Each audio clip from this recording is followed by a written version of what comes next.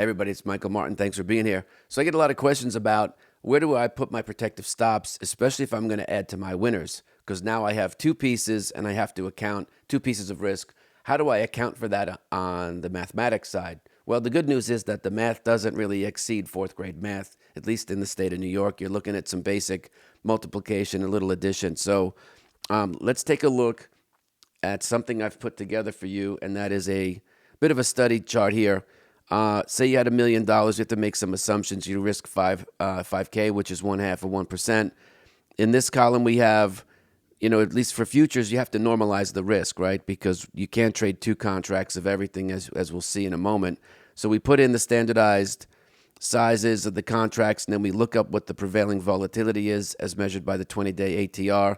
And after everything is said and done, you'll see the number of contracts that would work out for the respective risk that you're willing to take. It's one of the reasons why in commodities we don't really use tiers, because as you can see, 2 crude oil contracts, is equal to 5 sugars, which is equal to 16 corn. Even though the contracts are different in terms of the size, they're equal from a risk standpoint that a person's willing to take on the trade. The other thing we need to remember is that there's an inverse relationship between the number of contracts and the prevailing volatility, the risk that you're willing to take. So if the risk on crude went up substantially, it would affect the number of contracts, right? So if this went up to, say, $4, it would cut, we can't have 1.25 contracts. I suppose if you were using micros, you could find out, combinations, but ultimately, we can't do that here. So let's take corn for an example. Let's say we were going to buy, one risk unit. You could do risk on and risk off, which I'm sure is how a lot of folks do it. And that would be where you basically put on, your position. You buy, one risk unit and you risk 6 cents. And if you do the math, you can figure out what that all adds up to. Roughly 6 cents is $300 a contract times 16. And, there you have, it's probably $4,800 or something, which is within your $5,000, 0.5%. But there's an inverse relationship between that. So if some of you are a little skittish on putting the entire position on all at once, that's okay. That's understandable. Maybe you want to actually cut that in half so you can do the math in your head. You can buy 8 and risk 12 cents, right? Because the math will still work out. As long as you cut your position size, you can use your same entries.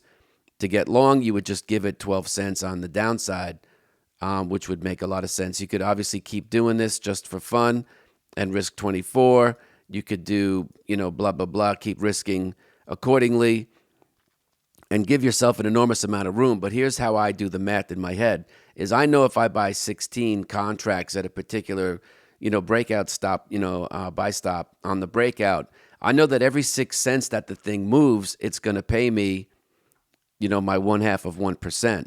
If you cut your position and you're buying 8, then obviously if that's what your R is, then the 12 cents makes up your R, right? So that's kind of how I do the math in my head, is I calculate the position size, and then I know, calculating where my protective stop is, I understand then what my portfolio is doing. This is one of the reasons why, and it's how you can train yourself to not look at your P&L during the day, because you can just look at the change in the price and you could do the math in your head, right? Don't be so excited to take your gains too early. You'd be happy to be there in the first place.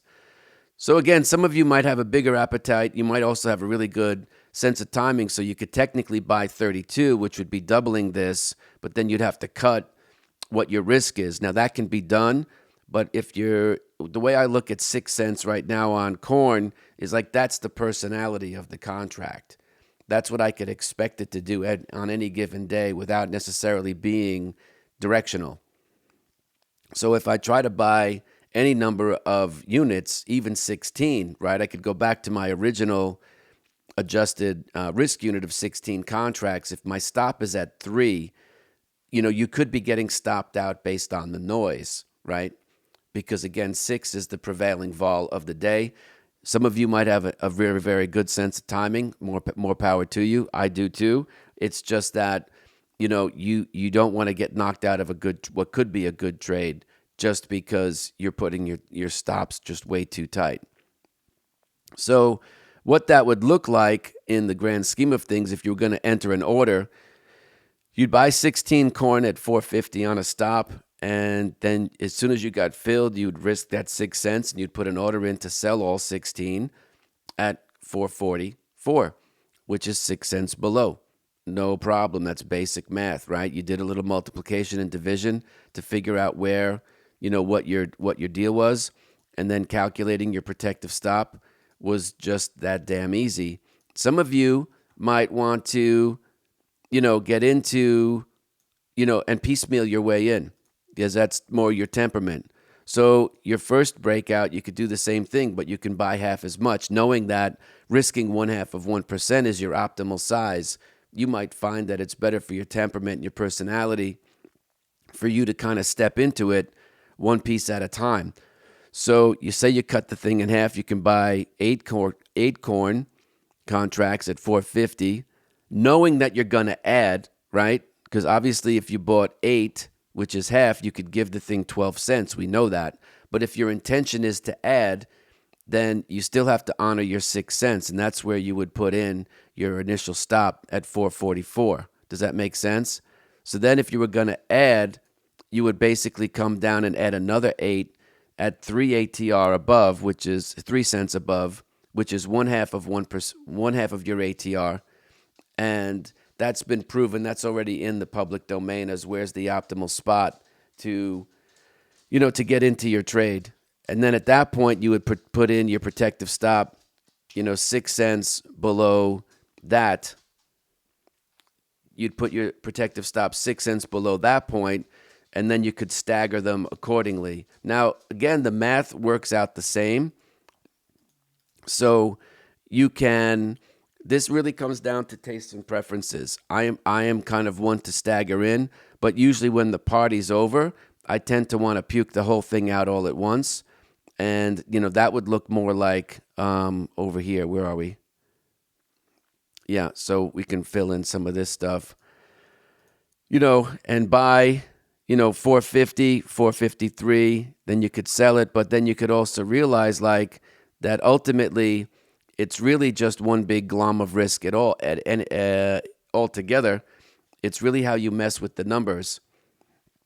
This would be the way in Chicago Board of Trade, this would be the average cost of 451.5, because the last digit is the number of eighths, because they don't have room on the board to write fractions, right? So in corn speak, you have your average price here. That would be $4.51.5 on average, and then you would sell 6 cents below that. So all the math typically works out. You can kind of do this on your own, put together your own sheet, start to mess with the numbers a little bit, and then make adjustments. Then, as the thing moves higher, say it goes to $5, you would just trail your stops accordingly. You could say, all right, I'm at $5 on my first 8 that I bought. I'm up 50 cents, but I'm going to trail with a 6 cent stop, so I would be at $4.94. And then I would do the same thing here, right? Just protect your capital the same way. Just drop it 6 cents below. That's the one. Or you could do the average cost method. It's all a function of what feelings you want to feel. I'm not one to feel regret myself. Let me say it to you this way. I'm not someone who feels regret, right? So if I have a position on and I've scaled my way in, I tend to sell everything all at once, because I think I usually tend to get out when the getting's good. However, sometimes you get knocked out, it consolidates, and then it starts to break back out to the upside. So you just buy again at a higher price. That doesn't mean that it's a bad trade because you're paying more. You did the best you could in real time to protect your cash, which is job number one. Your job is to play sentry and guard your cash, right? You're trying to defend against losses. When you could make money, that's great. You want to stay in them for as long as possible. But at the end of the day, sometimes you get knocked out, and that's just the way it goes. Tomorrow, you get knocked out of a trade Friday, you might find Monday's open is strong, so you got to get back in at a higher price. There's nothing wrong with that. I think, I don't want to sound this way, but you got to get over that, right? Because lower prices don't mean better prices. You put too much judgment on the number. The number's just relative.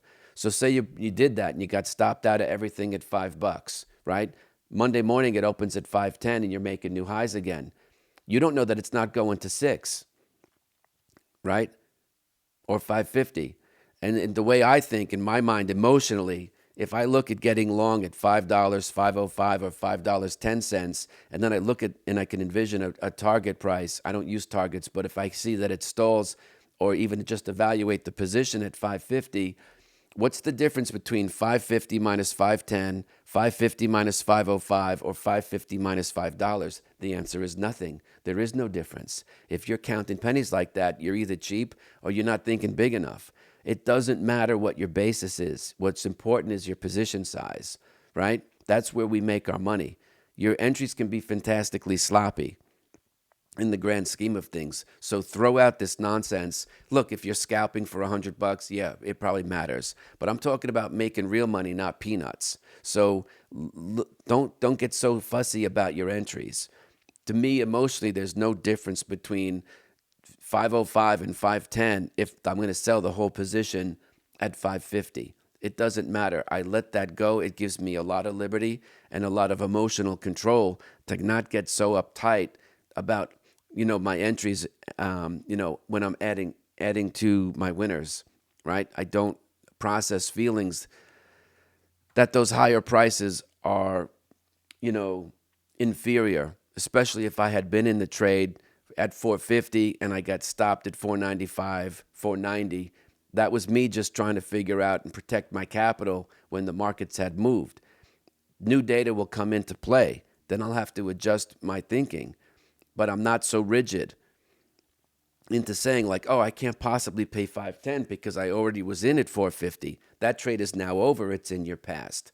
There's nothing to rue about or lament about. You were in the trade, you made your money, you got out. Now there's new data that you have to assimilate into the trading. And if it starts to make new highs, you might as well participate. You can't sit there and watch it go.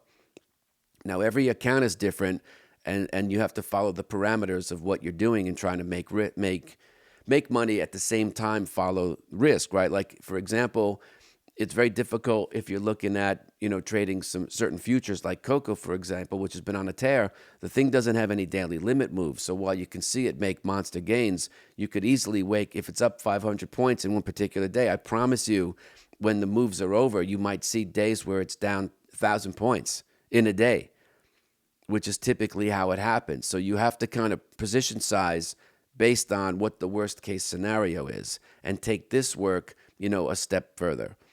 Anyway, you like this video? Take a look at this one.